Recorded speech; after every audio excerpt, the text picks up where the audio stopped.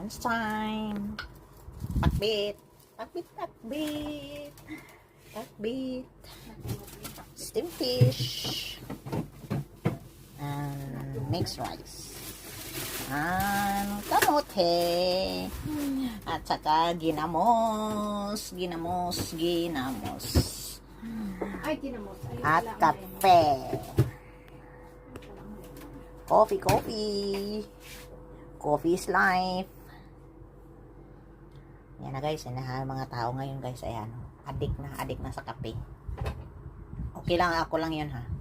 Siyempre. Ayaw na ni G.